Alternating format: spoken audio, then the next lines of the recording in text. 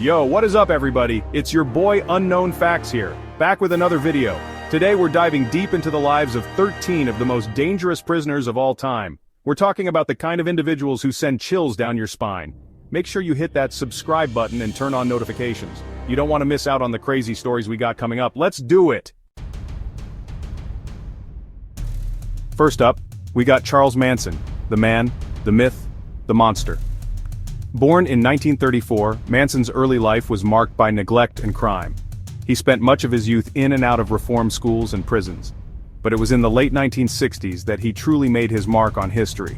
This guy wasn't just your average criminal, he was a full-blown cult leader. Manson had a magnetic personality that drew people to him. He used a mix of charm, manipulation, and psychological tactics to control his followers.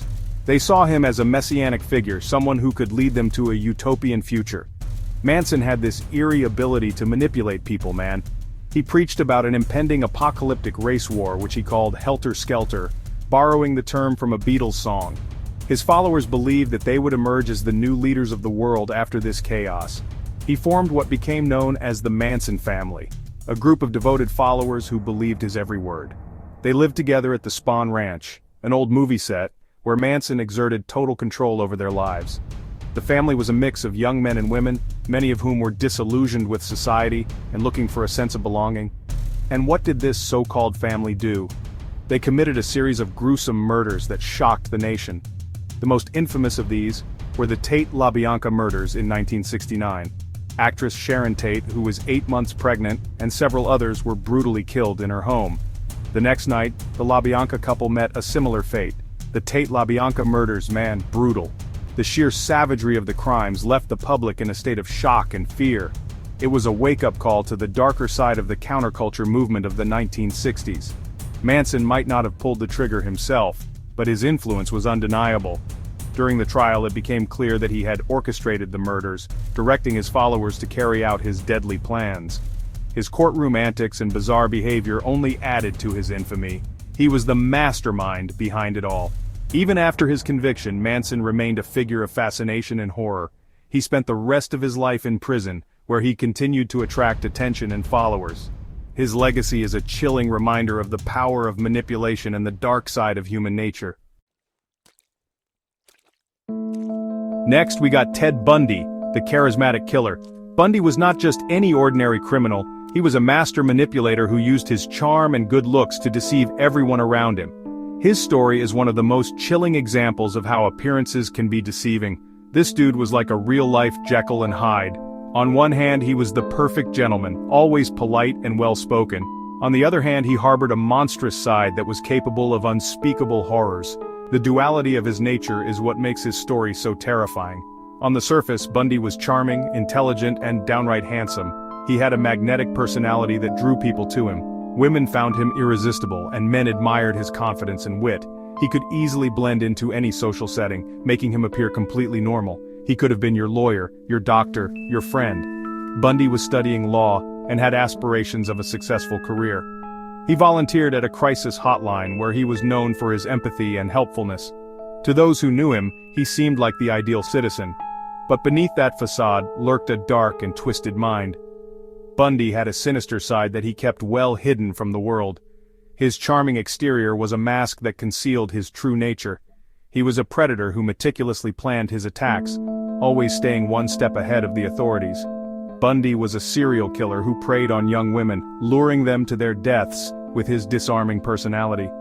He would often feign injury or disability to gain their trust before revealing his true intentions. His victims never saw it coming, and by the time they realized the danger, it was too late. It's crazy how someone so seemingly normal could commit such horrific acts. The news of his crimes shocked the nation and left people questioning how they could have been so easily deceived. Bundy's case became a media sensation, and his trial was one of the most publicized in history. It just goes to show you, you never really know who you're dealing with. Bundy's story is a stark reminder that evil can lurk behind the most innocent of faces. It's a chilling thought, but one that we must keep in mind as we navigate our daily lives. Jeffrey Dahmer, man. This guy was pure evil. Dahmer was a serial killer who not only murdered his victims but also engaged in cannibalism and necrophilia. His apartment, man, it was like a scene straight out of a horror movie. Body parts in the fridge, skulls on the shelves, the smell alone must have been unbearable. It's hard to even fathom the depths of depravity that Dahmer sank to. His crimes were beyond disturbing, man. He's the kind of guy that gives you nightmares for real. John Wayne Gacy, the killer clown. Talk about a nightmare come to life. This dude dressed up as Pogo the Clown for children's parties and charity events. Can you imagine? Your kid's birthday party, and this guy's making balloon animals and entertaining the kids, all while hiding this incredibly dark secret. Gacy was convicted of murdering 33 young men and boys, burying most of them in the crawl space of his suburban Chicago home. The level of deception and the sheer number of victims is just mind-blowing. Richard Ramirez, the Night Stalker. This guy terrorized California in the mid-1980s. Ramirez would break into people's homes in the dead of night, armed to the teeth and ready to kill. He didn't discriminate, man. His victims were young, old, men, women, it didn't matter to him. Ramirez was a Satanist, and he seemed to relish the fear he instilled in people. He was eventually caught, but not before he left a trail of blood and terror in his wake. Aileen Wuornos, one of the few female serial killers out there. Wuornos worked as a prostitute along Florida's highways, and she claimed that all 7 men she killed had either raped or attempted to rape her. Now, whether or not that's true is up for debate, but what's undeniable is that Wuornos was a deeply troubled individual. She had a rough childhood, man, and she ended up living a life of crime and violence. It's a tragic story, really. Albert Fish, the Gray Man. This guy was a real-life boogeyman. Fish was a serial killer, child rapist, and cannibal who preyed on children. He was known to torture his victims before killing them, and he even sent a letter to one victim's mother describing in graphic detail how he had cooked and eaten her child. It's the kind of stuff that makes your skin crawl. Fish was a true monster, man. Ed Gein, the inspiration for some of Hollywood's most terrifying characters. This guy was a grave robber who made trophies out of the bones and skin of his victims. He made masks out of human faces, bowls out of skulls, you name it. Gein's crimes were so gruesome, so shocking, that they inspired characters like Norman Bates from Psycho and Leatherface from the Texas Chainsaw Massacre. Talk about the stuff of nightmares. David Berkowitz, the son of Sam. This guy terrorized New York City in the summer of 1976. Berkowitz went on a shooting spree targeting young couples in parked cars. He claimed he was receiving orders from a demon-possessed dog named Harvey. Crazy, right? Berkowitz's crimes sent shockwaves through the city, and the media went into a frenzy trying to cover the story. He was eventually caught, but not before he left a lasting mark on the city's psyche. Gary Ridgway, the Green River Killer. This guy holds the grim record for one of the highest confirmed victim counts of any serial killer in U.S. history. Ridgway targeted prostitutes and runaways in the Seattle area, strangling them and dumping their bodies in or near the Green River. He evaded capture for years, man. He was finally caught in 2001 thanks to DNA evidence. It's a chilling reminder that, even in the face of seemingly insurmountable odds, justice can prevail. Dennis Rader, the BTK Killer. BTK standing for Bind, Torture, Kill. That was his chilling calling card. Rader terrorized Wichita, Kansas for over 3 decades, killing 10 people between 1974 and 1991. He would taunt the police with letters and packages, bragging about his crimes and sending them cryptic clues. It was like something out of a horror movie, man. He was finally caught in 2005 thanks in part to his own arrogance. Pedro Alonso Lopez, the Monster of the Andes. This guy is believed to be one of the most prolific serial killers in history. Lopez preyed on young girls in Colombia, Ecuador, and Peru, raping and murdering over 300 victims. He was captured in 1980 but released from prison in Ecuador in 1994. His current whereabouts are unknown, man. He could be out there right now. It's a terrifying thought. Joaquin El Chapo Guzman, the notorious drug lord, is a name that strikes fear and fascination in equal measure. Born in a small village in the mountains of Sinaloa, Mexico, Guzman rose from humble beginnings to become one of the most powerful and feared criminals in the world. His journey to infamy is marked by ruthless ambition, cunning strategies, and a relentless pursuit of power.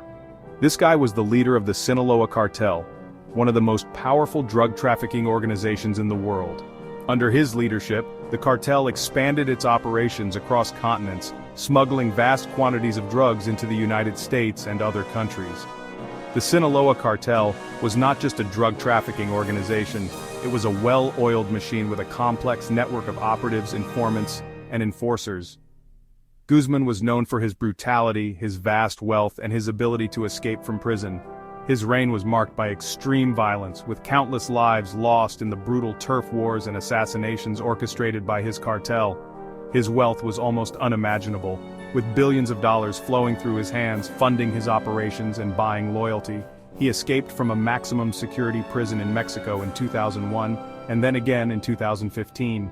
His escapes were the stuff of legend, involving intricate tunnels, bribed officials, and daring plans that seemed straight out of a Hollywood movie. The 2015 escape in particular was a masterclass in audacity, with Guzman fleeing through a mile-long tunnel dug right under his cell. He was finally recaptured in 2016 and extradited to the United States, where he is currently serving a life sentence. His capture was a significant victory for law enforcement agencies around the world, marking the end of an era of terror and lawlessness. In the United States, Guzman faced a litany of charges, from drug trafficking to money laundering and murder. The guy was like a real-life Bond villain. His life and crimes have been the subject of numerous books, documentaries, and even movies, cementing his place in the annals of criminal history. Despite his incarceration, the legend of El Chapo continues to captivate the public imagination, a testament to the enduring allure of the outlaw figure. Wow, man, we just went deep down the rabbit hole of human darkness. These individuals, they represent the darkest aspects of our nature. It's hard to believe that people like this actually exist, but they do, and it's a reminder that the world can be a dangerous place. But hey, on that note, make sure you like, comment, and subscribe for more content exploring the fringes of society and the mysteries of the unknown. Stay curious, my friends.